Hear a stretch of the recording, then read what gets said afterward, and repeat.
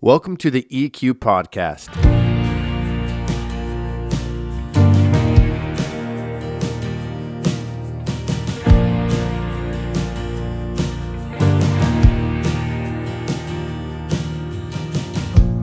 Hey, welcome to the EQ Podcast, a show focused on equipping ministry leaders within the Calvary Chapel Association in the Pacific Northwest. I'm your host, Zach Lamberson, and I'm excited to be able to interview some of the guest speakers at a ministry conference this week in Kennewick, Washington.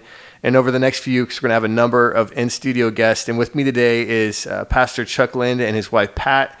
And we're really excited to have them as a couple on the show and just to hear from them. You know, Chuck, you're an associate pastor now in Meridian, Idaho, right? That's correct, yeah. How long have you been there? We've been in Idaho for about a little over 2.5 years. And when we first came, we knew Paul down in Ontario. And I told Paul what we kind of wanted to do, a seniors ministry, pick up on what we did over in Olympia. And so Paul said, you know, you might fit well with Troy Drake at Meridian. And so he introduced us, we talked, we had a conversation and hit it off pretty well. And so I started that, and then gradually as we got to know each other, he brought me on as an associate pastor and also on the elders board, things like that. Yeah, that's fantastic. And you got to get out of Washington. But he's retired. Yeah, he's retired. Yeah. You got to get out of Washington and retire and Yeah. help do ministry. So how long, you guys were in Olympia. Yeah. How long were you there, and how did that happen? Did you guys come out of Wayne's church or anything? I'm not sure what like your origins were. Right. So we grew up in the Southern California, San Diego area, and we helped plant a church in North San Diego. Ed Smith was the pastor in the beginning, and then Mark Foreman took it over, who has been there for several years. It's called Calvary North Coast. Was that sent out from Mike McIntosh's church then? Yeah, because we were at Mike's church for a while. Yeah, we were at Mike's church, but Ed actually came down from Costa Mesa and started the North San Diego. And then he was there for a few years, and then Mark Foreman, his sons make up Switchfoot. Oh, wow. Yeah. So and he just stepped down last year because my brother and my mom and my brother's wife, they all went there and loved it. And they miss Mark, but they like the guy that's taken over. Yeah. So we came from there. Then we thought we were going to start a church in kind of south part of Seattle. In where was that? It was 80. Well, we were in Carnation. Yeah, but where were we going to do it? I forget. Somewhere down in the south. Kent. That's where it was. Kent, Washington. We started there. And There's a Calvary there now. Yeah. Yes, there is. Yes. Yeah, Our Kevin good friends. Day. Yeah. We've been friends for many years, and so when we started, we had about 5 people that ended up from San Diego join us, and it grew from 5 to 6 in 6 months, and then at the 7th month, one of the guys quit. So we're down to 5 people, and I was And Wayne sent his brother Kelly to check out this guy because they'd heard weird things. And it was funny because in Southern California, when I was doing the midweek Bible study at the North Coast Calvary, I mean, it was growing like crazy. I had like 125 people coming to our midweek study, and I thought, well, this is going to happen up here, and it didn't. Yeah. So that's when God kind of ordained this meeting with Kelly and Wayne, and so Wayne asked us to come on staff up there, and I was kind of his first assistant. Okay. Yeah, and we stayed there for 5 years.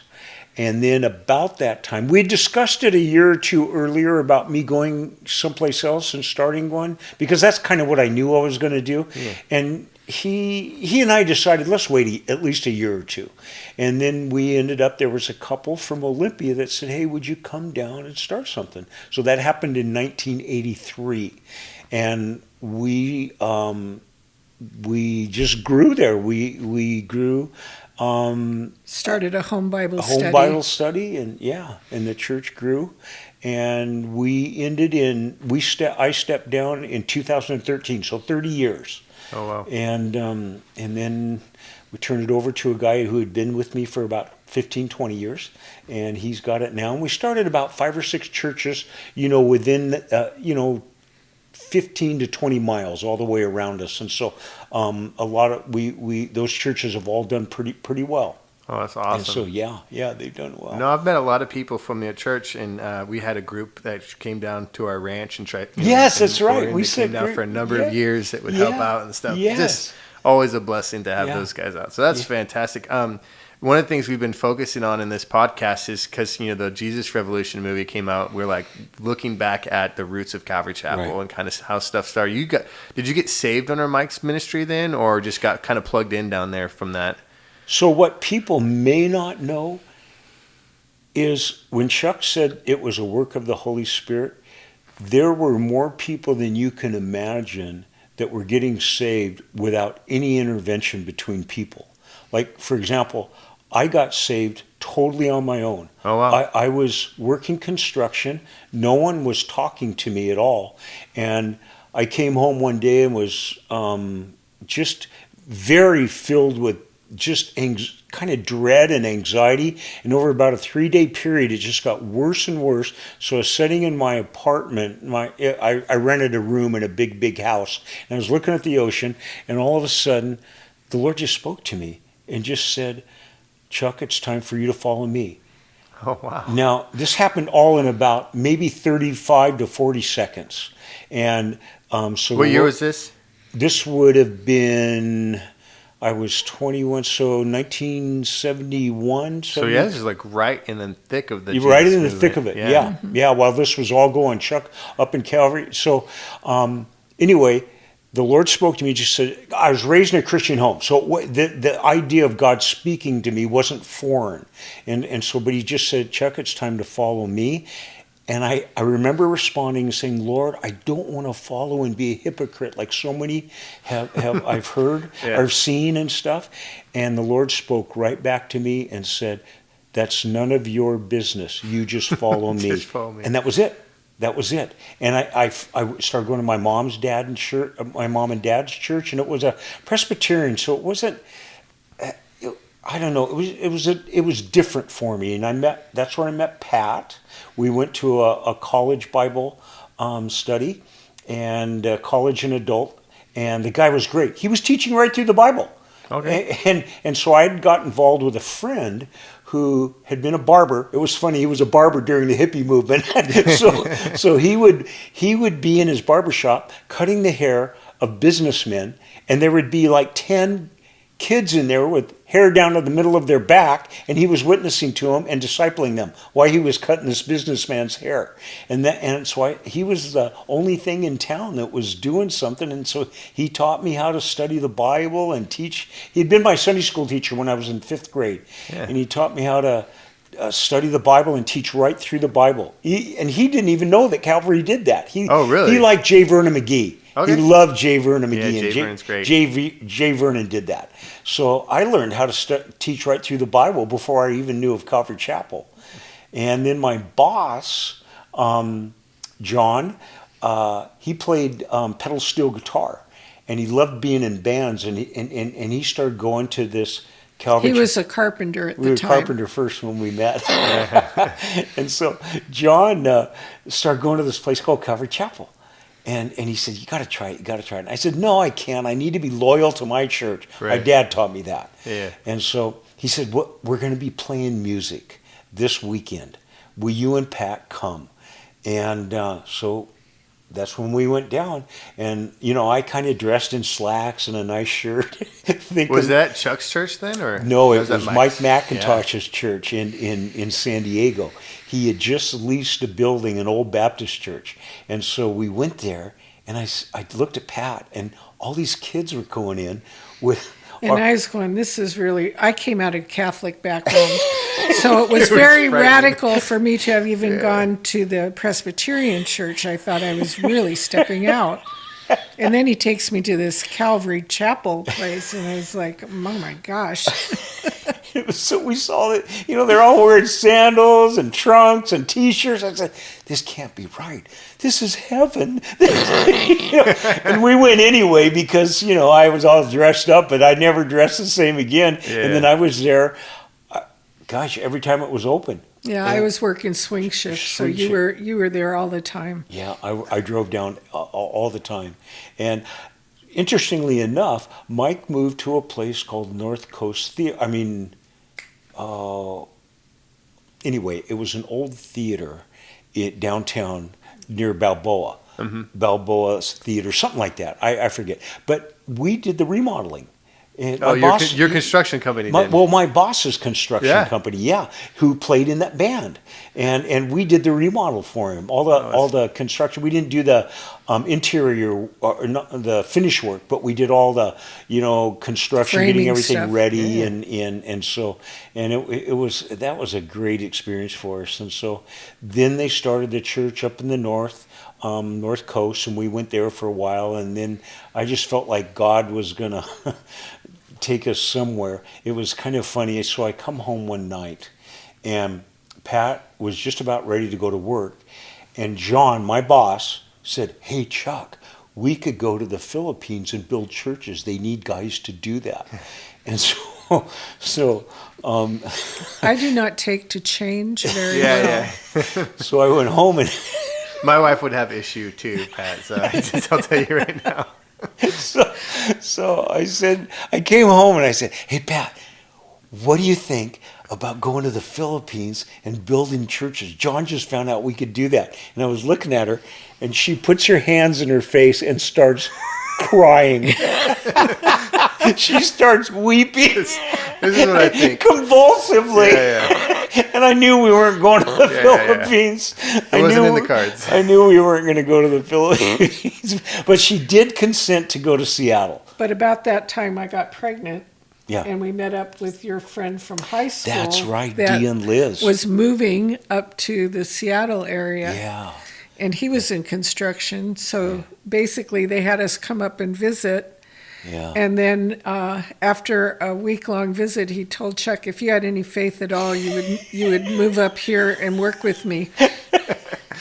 It's and exactly we did. What he said. He was such a manipulator, and so I did. And he turned out to be very successful. He's in Spokane and has this huge place that's both antiques and organic foods and stuff, and his son's a farmer, and they've really done well. Still walking with the Lord, all his kids homeschooled and stuff.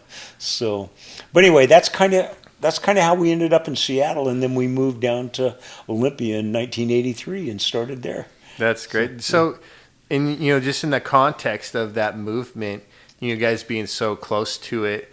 One of the things we've been trying to gather is how to translate that into the modern church. Like, what are things you think that are similarities or maybe even differences that were distinct then between now and now what's going on in the church? Revival is hard to describe because not only was my case unique. I mean, I never hear about that kind of thing, today.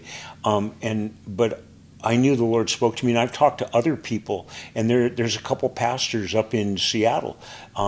They also experienced very similar things where no one was speaking to them, and God's Holy Spirit just fell upon them, and they gave their lives to the Lord. So it was a work of the Spirit, and I think God had raised up the perfect guy for it. Because Chuck was gracious. God gave him that gracious heart to accept people the way they were. He saw the hand of God working in the lives of these young people. He gave them freedom to fail, but he kept them focused on the Word. That was probably the greatest thing. What you don't see in the Jesus Revolution is Chuck teaching through the Word so much. It's you miss how important that was because they were getting taught every night. And I think maybe Lonnie's role was... He was the magnet that attracted people to the teaching that Chuck had. Chuck was the father figure, I feel like. Yeah, and I think his role was might have been overinflated. I would say embellished a little bit. Yeah, I don't know if embellished was the right word, but I think it almost makes it look like Lonnie was the catalyst when I think it was more the Word that was drawing people, kids and stuff. I mean, Lonnie definitely was used. There's no question about that. But then you don't see Mike's story, you don't see Rawls' story, you don't see. But I think too, if you remember, it's not a documentary.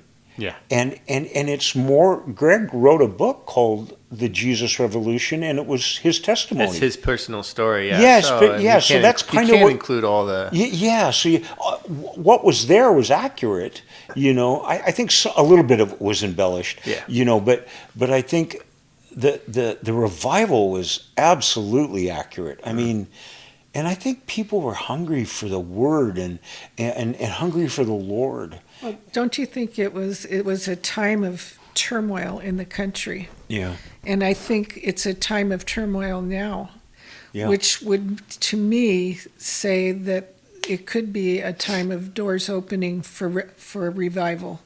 Because I think during those times of turmoil and people questioning everything, that those are times when people are open to seeking God. Yeah, I completely agree. I think like a lot of that came out with COVID. A lot of people, at least in our community, were confronted with the reality of death, and it's kind of been a weird dynamic because some of those people were afraid to go to public places, but a lot of people we've seen a big influx. I'm sure you have in Meridian too, of people coming to church and wanting to get plugged into at least.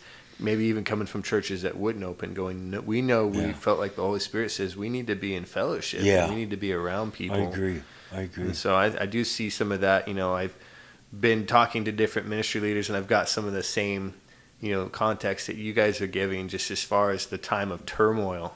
Yeah. And we see that in the world, and how that translates. And that's what we're praying for, is that there'll be some kind of revival here, that God will do some kind of move and some work here that we can, look back in this time and see a similar movement take place. What are some of the differences, I guess, would be another question. If those are some of the similarities we see, things being scary in a sense in the world, this uncertainty. What are some differences you think between now and then?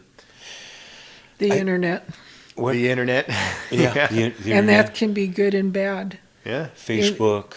Because it's allowed access all over the world for good teaching, but it's also allowed access all over the world for deception and for kids being sucked into things that they shouldn't be sucked into. So it's a tool that's been used by the enemy to cause great harm and turmoil. But I think it's also a tool that the church has been using. Like even during COVID, people weren't going out, but at least they were getting online and they were getting good teaching. A lot of them were getting good teaching. Yeah. I think, too, the culture has shifted in that how we form our identity now. In the culture before, your identity sort of came from outside. You identified with family, how you impacted family. You identified about your career was important, what you wanted to do with your life and stuff. Now it's more coming from inside. It's like whatever you feel your heart wants you to do, you should be able to do. And so it's creating this, I think, in a lot of ways, confusion for young people, because as we know in the Bible, it says the heart is wicked and it's deceitful. And so they're being told, just follow your heart, just follow your heart. And they don't really know what their heart is telling them. And that's why they need guidance from parents and for older adults. And yet we're telling them that they don't need that. Yeah. And so it's very confusing for them. And the scary thing is, some people in positions of authority are trying to help them make decisions that a young person shouldn't make until they're older. And it's going to, in fact, impact the rest of their lives. Yeah, we deal with that in counseling situations where we have people who said, years after the fact, you don't hear that story about people who made transitions or, done these major surgeries and said, I did it, and people were telling me I should do it, pressured into it, and they didn't know what they're, kind of how life altering it was. Yes. Irreversible. Yes. And yes. So that I would definitely, I agree, complete distinction of that. Because of, information, because of the technology, because of social media, a lot of the pressure that people have, and so there's some definitely scary things in that regard. I think one of the things that's real helpful for ministry, in the Northwest, because we've got a lot of aging Calvary chapels. We've got a lot of guys who were first gen like you guys, or right back, real close to it. And one of the things I've been asking, and you did it successfully, is how to pass this on to the next generation. Right. You guys were in a place for 30 years, and I think my question would be, how did you do that? How what was the hardest part of that transition for you guys, and what did it look like? Because it's successful, it's still going. Yeah. It wasn't, sometimes it's like guys' kids that they're passing it off to, but you guys, it wasn't that case with you. So what was the thing, I guess, how would you give advice to someone who's looking to do the same thing? When you start your ministry, start being a Paul to a Timothy in your church. The guy that took over was Timothy in our church to Chuck. Chuck mentored him for 20 years almost. Well, he had been with me for 20 years. So you need to, as a pastor, have your eye open for young men that you see potential in and pour into their lives. That's what I think. Right. Yeah, and I would agree with that. I always recognized, I wasn't banking on the rapture. I hope it comes at any moment, but I didn't want to live my life as though I was going to be taken up in the rapture and I didn't have to worry about someone taking my place. Right. In fact, I remember one time I was at a pastor's conference, and a pastor's meeting up in Seattle. We had probably 40, 50 guys there. And I just prayed that God would show us the guy that was going to take over our place. And after we stopped praying, a couple of guys said, "Chuck, are you quitting or are you stepping down?" I said, "No, I just want to pray for the guy that's going to take my place, that God would show me who it is." Because I knew that was going to happen. Yeah. And so the session I'm going to be doing later, talks about that, is like Pat said, you look for certain guys that you see that it's just like Joshua. He was always around the tabernacle with Moses, always there. So I just looked for guys like that, and I would grab a few guys and say, "Hey, how would you like to meet every other Sunday right after church?" And we would, just go through life. We would go through scripture. We would usually pick a book of leadership that we could go through, and so they were seeing what leadership looked like in life. And so I just meet with them, take them places, take them on mission trips, take them to Israel, things like that. Yeah. And so hire them if I could. We were fortunate to where we could hire, just like you guys are. Mm-hmm. We could hire sometimes young guys that could do either youth ministry or young adult ministry or just be interns. And when you're around them that much, they see your life. We would have them to our home, and I would sometimes have guys that were workers, guys that had regular jobs. I'd say, "Hey, meet us at our house, and we'll meet from 5:30 to 6:30. My wife will make us an easy dinner, and then you can get home to make sure you put the kids to bed and stuff like that." And their wives liked that better, because I told them, "Ask your wives, do you want to be out late or do you want to be out early and then get right home?" And they all wanted them home for bedtime and stuff. So we would do that, and it worked out great. And you just spend time with them. It was mostly just FaceTime.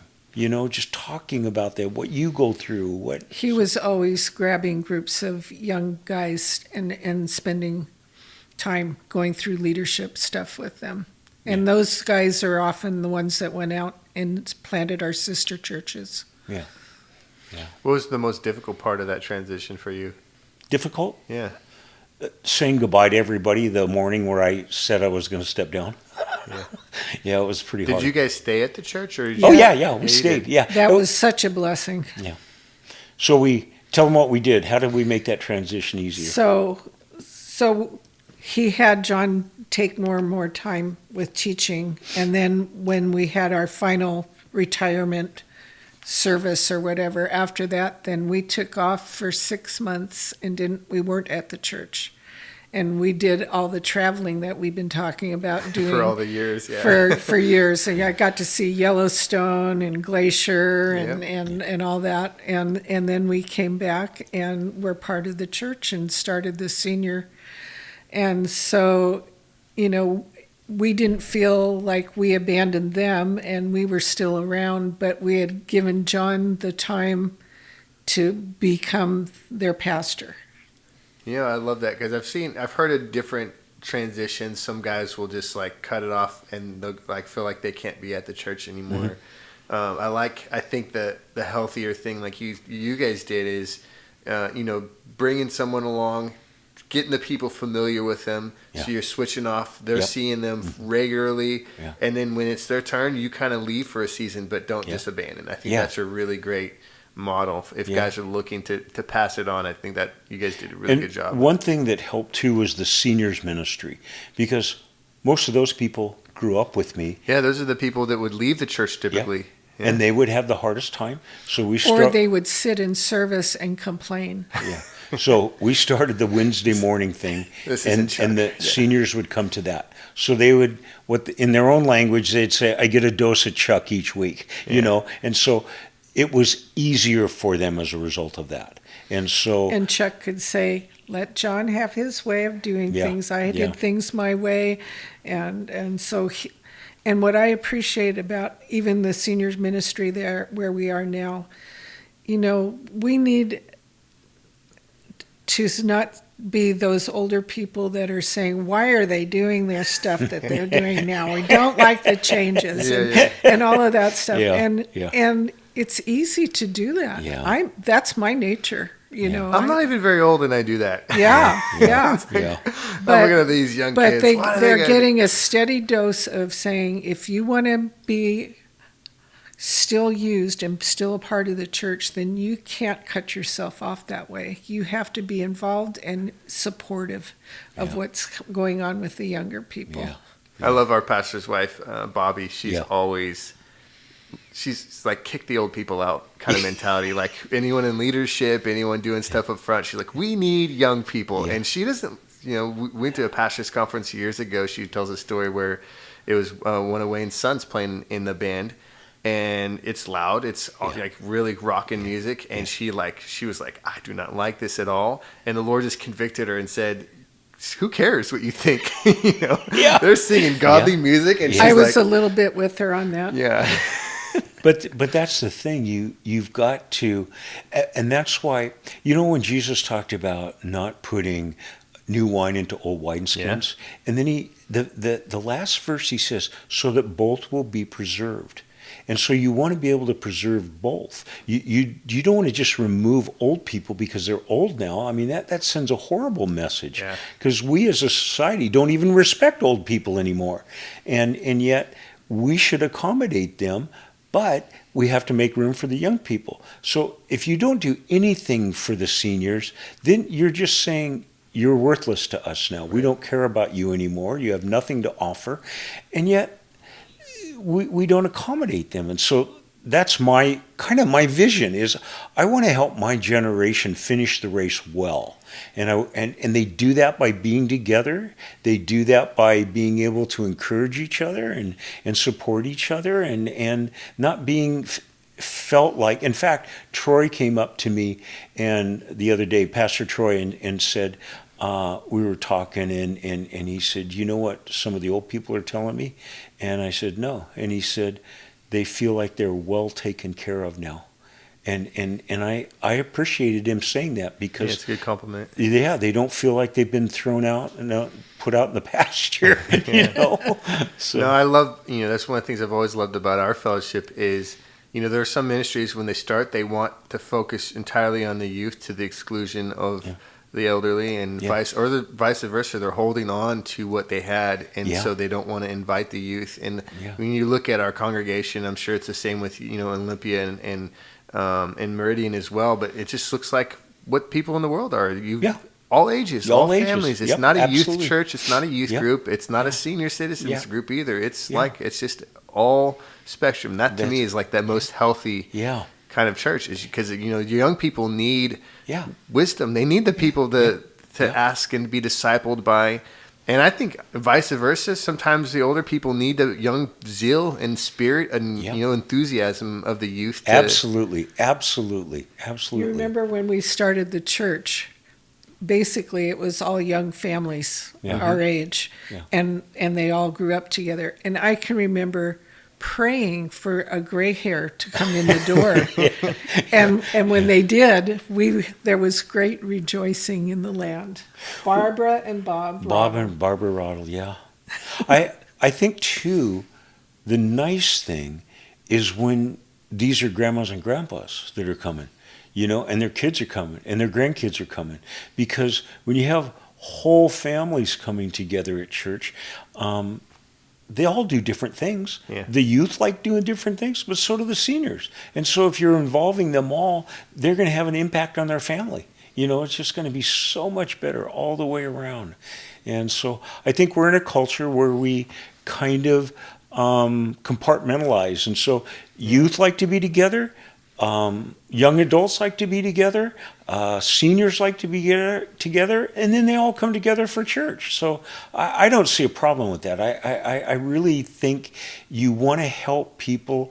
It's like I met a guy today named Sean that's at the church in Caldwell, and he was telling me that he now is able to minister to guys who are coming out of certain lifestyles and stuff, drugs and alcohol and things like that, maybe prison even, and the one thing that was so effective, he says, I have credibility now. I've been there. You can't pull anything over my eyes. Yeah. I know what you're going through. And so I think, when you're sharing with people, like I had a guy the other day come in that's a Vietnam vet, and he's so angry about the way our country's going right now. And yet God brought him in on the perfect message on John, where Jesus said, if my kingdom were of this world, my servants would fight, but our kingdom isn't of this world. We fight with different things, with prayer, with love, with servanthood, those kind of. And so afterwards we talked for a while, and his wife is just hoping that I said, Johnny, you shouldn't be watching the TV so much. He watches news all the time, and it just makes him mad, and he doesn't know what to do with his anger. Mm-hmm. And so we talked about that, and so. Hopefully, he'll be around the people there that are real loving more and be able to handle it better, so. No, that's great. And I appreciate you guys coming on. I just have we call this a lightning round, quick questions, and you can both answer or just you, Chuck, but who's your go-to pastor to listen to, dead or alive? Man, boy, I like, go-to pastor to listen to. There's so many Calvary guys I like listening to, I like Skip, I like John, I like J. Vernon McGee, I like Alistair Begg, and guys like that. I just listen to a lot of different guys. I don't think there's any one guy that I used to love Chuck. I listen to Chuck all the time. You could say Chuck. Yeah. I listen to Alistair Begg a lot. Alistair Begg is great too. Yeah. Okay. How about this? A good read, a book you've been read recently. Or you could suggest to guys that would be good. I'm just reading a book right now by a guy named Paul Copan. And he's a philosopher, theologian, and he wrote a book called Is God a Moral Monster? And I have that book. You have that book? Yeah. Have you read it? I have not. Okay, so I'm reading it now, and basically he's just dealing with atheists' critique of the God of the Old Testament. Yeah. And he just addresses all the issues, and he's doing a really great job of it. Yeah, about halfway through. Steve bought that for me years ago, and I just have never read it. Don't tell him. He just came out with another one too. Okay. Yeah, so I'm reading that right now. So I really what else was I reading? John Piper wrote a book, 51 Reasons Why the Cross and the Resurrection are Vital in Our Lives. Oh, cool. And so they're almost like a devotional. It's almost like a devotional. There's about 4 or 5 pages for each topic, and so he has 51 reasons. So I've read that all the way through, and am reading it through a second time. It's really good. I wonder why he didn't just land on 50. He's like, let's just keep going. I know. I mean, but each one he does do it well. They are they don't cross a lot of, they're pretty clear, each individualistic. So, all right, one more. What's if you had to give people in ministry, and I would say specifically full-time ministry, whether it's paid or not, like just one piece of advice, what would that advice be? Have thick skin. Have thick skin. Yeah, I was just going to say, a guy one time just gave me a good piece of advice. He says, just don't take things personal. Just because sometimes you're seeing people at their worst. Sometimes people are taking things out on you. And you've got to realize, it's just like when the people were grumbling against Moses and Aaron, the Lord said, look, you got to realize they're angry at me. It's not you. Yeah. It's me. And so that helped a lot over the years, because you just go through it. People can get upset. They get hurt. And if you let that just get at you, it can be difficult. Yeah, that's great. That's really good. That's where I see people going into burnout the most, is when they're so sensitive to everything that people are saying to and about them. Yeah, that's why we got it. It's got to be, we have to serve the Lord. Yeah. It's got to be him. So thank you guys so much for hanging out with me. Yeah. I appreciate Pat. Thanks for being on the show as well. Thanks, Zach. You're welcome. You guys have been a pleasure. So God bless you guys. All right, you too. The EQ podcast is here as a resource for our listeners. Check us out at eqministry.com. On our website, you'll find a variety of helpful tools, including past ministry conferences and a contact form to seek out help or counsel from seasoned Calvary pastors who want to encourage you in your serving or answer your ministry-related questions. Until next time, God bless.